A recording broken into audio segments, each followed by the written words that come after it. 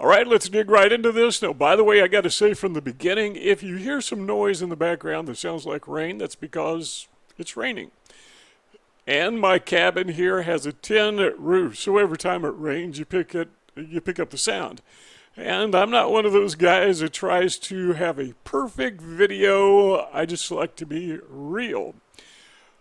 11 traits that will tell you that, hey, maybe you just might have Asperger syndrome. Let's begin by doing this. I'm going to name 7 individuals, 7 people from history, and you tell me what these 7 individuals all have in common. Number 1 is Isaac Newton. Number 2 is Nikola Tesla. Number 3 is Albert Einstein. Number 4 is Thomas Jefferson. Number 5 is Michelangelo. Number 6 is Charles Darwin. And number 7 is Mozart. These guys have traits. We have identified 11 traits in each one of these individuals, or likely traits. And they tell us that these guys probably have, or had when they were alive, Asperger syndrome. They were on the spectrum. They were likely autistic. And what are those? Well, number 1 is this. Take note. All 7 of these individuals were highly intelligent. Now, you may not like the music of Mozart. It may bore you to death. You may not like the theories, the science of the opinions of Charles Darwin. But still, these guys, you have to admit, were highly intelligent. That is one of the signs, one of the indicators that you may have Asperger syndrome, because people with Asperger syndrome, not all of them, there are exceptions to all of these, but they tend to be highly intelligent. Now, there is a famous, in my opinion, he's famous, psychologist, researcher in Great Britain, United Kingdom, and his name is Sir Simon Baron Cohen. I say sir because if I read correctly, he was knighted not too long ago, a year or 2 ago. And he seems to think that scientists and engineers are likely to have children who will have Asperger syndrome because it is so common among people who are highly intelligent. And highly intelligent people tend to have offspring who are also highly intelligent. That's number 1. So if you are a smart person, smarter than average, smarter than the typical individual, there's a very good chance that, maybe you might have Asperger syndrome. But just because you're smart, obviously, that doesn't mean you've got it. Now, number 2 is this. They tend to think logically and analytically more than emotionally. That is to say, now, this is my observation. I don't know any science to back this up, but it's just my observation that I notice the people with Asperger syndrome or Asperger syndrome or Asperger syndrome, if you're in Australia, however you want to pronounce it, they tend to cry less at funerals. They don't get as excited at ball games. You throw a party for them and they don't act all surprised. They may be pleased. They may be grateful, but they don't emote. They don't have that element of emotion. They also tend to, let's say, for example, a person with Asperger syndrome goes to a fair, county fair. They probably wouldn't do that because they don't like the lights and they don't like the noise. They don't like the crowds. It's just overstimulating to their senses. But if they did go to a fair, most of the people want to get on the Ferris wheel and they want to have fun. But the guy with Asperger syndrome will stand back and he will study how the Ferris wheel works, and he will wonder to himself, now, if the Ferris wheel came off its hinges and started to roll, I wonder how far it would go before it falls over. They just think like that. You go to the booth where they have this thing where you take a gun, pop gun, and you shoot something, and if you shoot enough of them, they give you a big teddy bear. Well, he will stand there and analyze how that's done. And he'll figure out that the pop gun, it's not accurate. And he will go to that little booth where you throw a quarter or a nickel into a jar or a plate, and if it sticks, you win something. And he figures out by the law of physics, that's almost impossible. So he just goes on by. So everybody else is having fun, trying to win stuff and wasting money.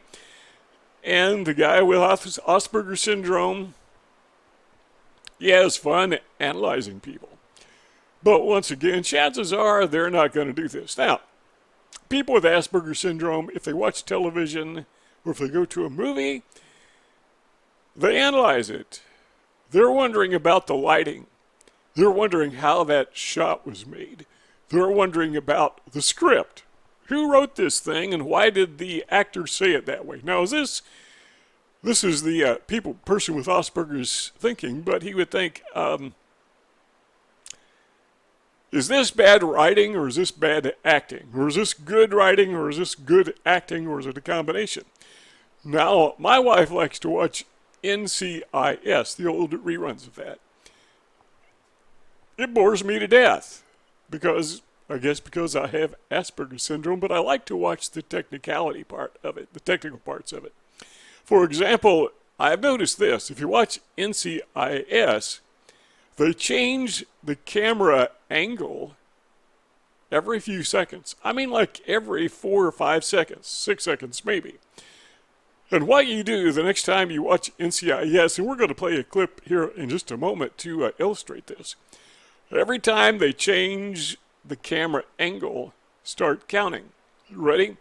All right, let me pull it up here on the screen, and let's go. You ready? 1, 2, 3, 4, 1, 2, 1, 2, 1, 2, 3, 1, 2, 3, 4, 1, 2, 3, 1, 2. Okay, so you get the idea.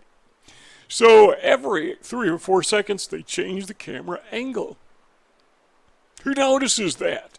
Somebody with an analytic mind. Not into the story, but you're wondering, well, look at this guy's face. They're wondering, why did they do that? And I ask, who edits this thing? I mean, do they do this live as they're recording it, or do they go back in the studio after it's recorded and put all this together? I don't know.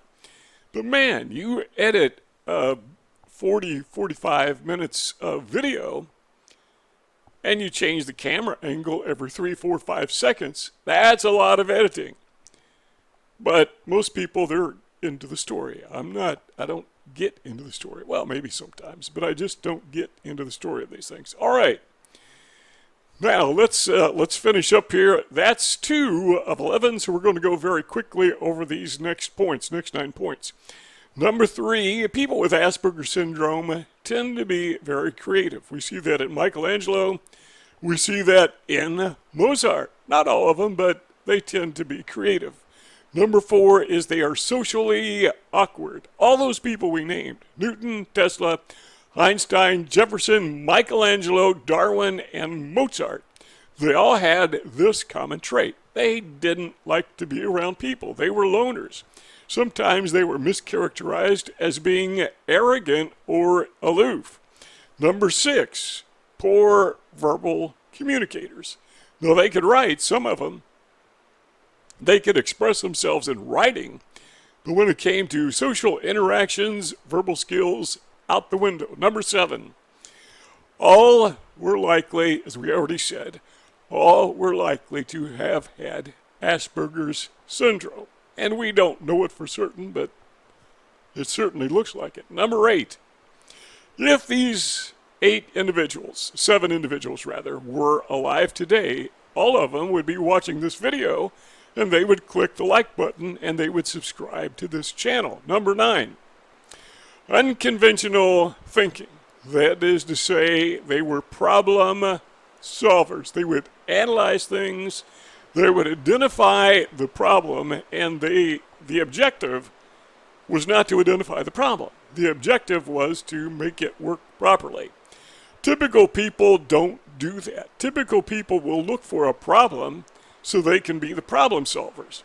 So they can say, look at me, I solved the problem.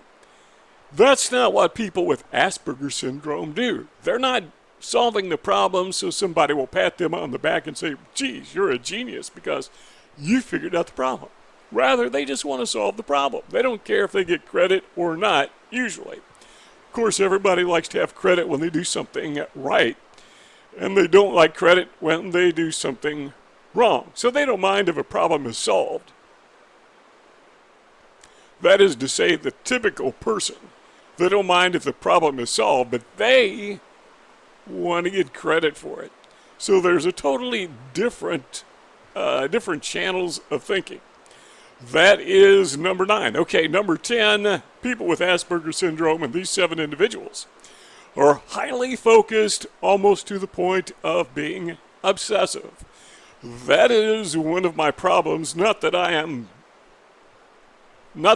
ultra focused, but I tend to talk about things when I shouldn't talk about things, to the point that bores people to death. For example, I've always had a passion for politics. I can't remember, since I was 12 years old. Politics and social issues. But when you start talking about those things in history, as related to politics and social issues, when you start talking about those things, inevitably, you offend somebody. You make somebody mad. And there is this human trait that I really, really hate. But it's there. And that is, we tend to dislike people with whom we disagree. And if there's anything people disagree with, it's number 1, religion, and number 2, politics. So I've got to learn, and I have learned, just back off a little bit. Don't talk about that so much. If somebody brings it up, I may say something, that's controversial, and I'd rather be your friend than have you get mad at me because of my political or religious views. So I tend not to talk about those things. And I know some people, for example, they will be obsessed with people, like movie stars, actors, entertainers, maybe scientists, like we mentioned before. Somebody might be obsessed with Tesla. Somebody else might be obsessed with, Elvis. And that's their whole life. They got posters, they've got every recording the guy ever made. They just can't get enough of Elvis, or maybe the Beatles, or whoever. By the way, who is your favorite entertainer of all time? Just curious. If you want to let me know, put it in the comment section. That's why the comments are there. Number 11. Finally, they are all autistic, presumably, but they have lower support needs. There are some people high on the autistic spectrum, and they need support. Some of them need to be in institutions where they are looked after so they don't hurt themselves or someone else. But people with Asperger syndrome, level 1 Asperger syndrome, I've been analyzed, and the psychologist I talked to said, you definitely went down the checklist, every single one of them. So yeah, you definitely have Asperger syndrome. But I don't have a lot of support needs. I certainly don't need to be institutionalized. I guess that's an opinion, but I've made a good living. I'm self-employed, worked for myself for 30-some years. I can pay my bills on time. I think I'm a pretty good driver. Don't ask other people, but I think I'm a pretty good driver. So the point is that all of these people I mentioned earlier, Newton, Tesla, Einstein, so forth, they lived independent lives. They didn't need a lot of support, but still they had those needs. Now, let me close out by saying this, and this may be the most important thing we said, other than the fact that you need to click the like button. This is why Asperger syndrome is so infrequently detected, is because they don't look like they need support. And a lot of times they need support, but just minimally. It would have helped me tremendously if when I was in school, elementary, junior high, now they call it middle school, high school, if somebody had recognized, Ken has some special needs here. I don't like to think of myself as special needs student because that has a derogatory connotation, but they're needs and they're special, so I guess it falls into place. Don't forget to give this video a thumbs up, share it on social media. If you have not yet subscribed to our YouTube channel, now's the time to do it. While you're thinking about it, click that subscribe button. It's in the lower right-hand corner of your screen.